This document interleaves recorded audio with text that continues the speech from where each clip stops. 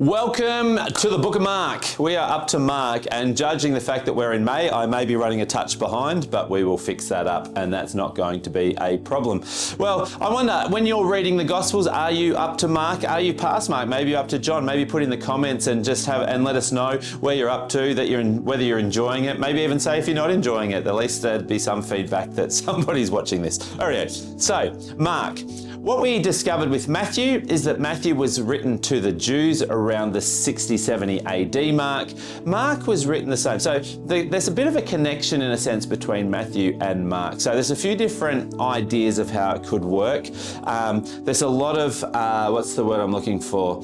Double ups in Matthew and Mark, and so there's a few people have different ideas that maybe Matthew was written first and then Mark took some of Matthew's ideas, or Mark was written first and Matthew took some of his ideas, or that there is this mysterious document called Q and they both borrowed from that. But the scholars that I've been reading, and just for the record, this particular session is heavily reliant on Marty Solomon from the BEMA program, and his idea is very much that Mark was written first and influenced by this document Q. But that's really irrelevant, except to say that Matthew and Mark are written about the same time. One of the most important ideas, though, is that Matthew was written to the Jews, Mark is written to the Romans. All right, that's really important. Different audiences. So if we remember, Matthew was written to the Jews. The idea was that there were two kingdoms, and there is a kingdom of heaven and there is a kingdom of, say, darkness, or the kingdom of this world. And basically the message of the book of Matthew is that the religious systems and the priests or whatever were living in the wrong kingdom, that the purpose of the kingdom of heaven is for the alien, the orphan, and the widow, the outsider, the ostracized. But somehow, somewhere, they had forgotten about them. And Matthew is going, no, there is a new kingdom. There is a better way to do life. Jesus is the king, and he has shown us how to live in that space and place. So that was the audience for Matthew.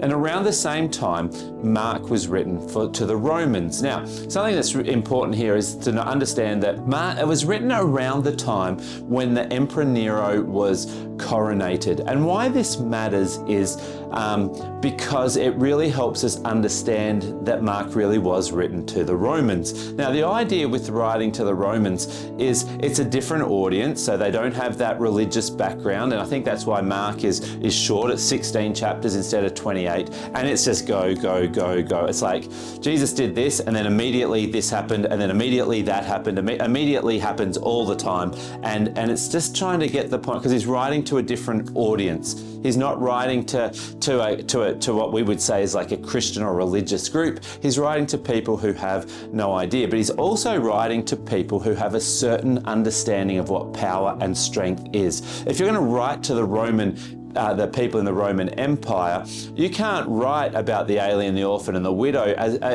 you can, but not in a defeatist way. You've got to show that this is the way of strength, that this is the way of power, that real power comes when we lay down our life to serve others. And so it's interesting. So the Roman emperors had a 9-step coronation sequence, I guess, or ceremony. And we actually, which I think is phenomenal, is we actually know that what Nero's now they're all basically the same, but they're a little bit different, I guess. Perhaps they were tweaked depending on the emperor.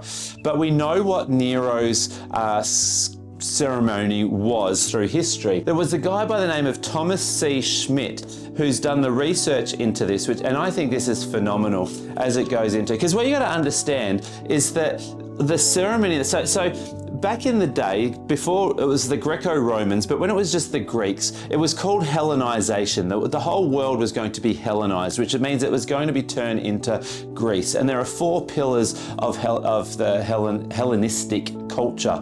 There is entertainment, competition, there is education, and there is healthcare. And they are the 4 pillars of Hellenization. And you can see that again, all through Mark is addressing those 4 pillars. But also in that process of ceremony is how did they coronate their kings or their emperors in this particular case. So what I'm going to do just quickly is just read through the 9 steps of coronation, and then we're going to read Mark 15, and we're going to see that it's very strongly connected. So the 9 steps of the coronation for Nero was, number 1, they gathered the Praetorian Guard. So the Praetorian Guard was the sort of the emperor, it was like the special forces, if you like. The second thing that would happen is the royal robes would be placed on the emperor, the wreath would be placed on his head, and he would receive the scepter. The third step is that he would lead a procession through Rome, and then the fourth one was Caesar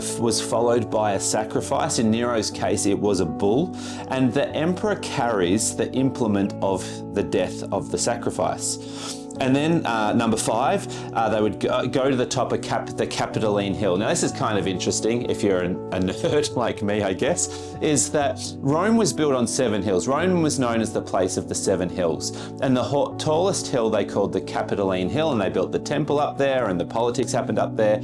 And the reason why it was there is because the mythology of Rome is it was founded by the twins Romulus and Remus, and but apparently, as legend goes, is somebody was up on top of this hill and they dug up and they found Romulus's head on this hill, and so it became the and again, if you don't know your history, because there was a fight between Romulus and Remus and blah blah blah, and then it became Rome. But there was this idea of Romulus's head being found on the hill where Romulus's head was found. Then he would be offered wine with myrrh in it, and it was very, very expensive wine. And the idea is it was like the top of the range, super expensive wine, but the Caesar would refuse it to show that even that was below him.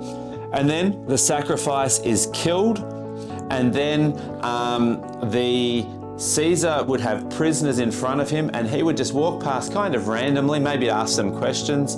Hey, what's your name? And what did you do? What are you convicted of? Or you get to live. Oh, you get to die. You get to live. You're dead. You're dead. Dead. Live. And the idea being that Caesar then could show the world that he had power over life and death. And then the emperor, what are we up to? Number 8, the emperor would ascend the steps of the temple with a military leader on his left and the priests on his right. And then the last step is everybody would proclaim him Lord and God.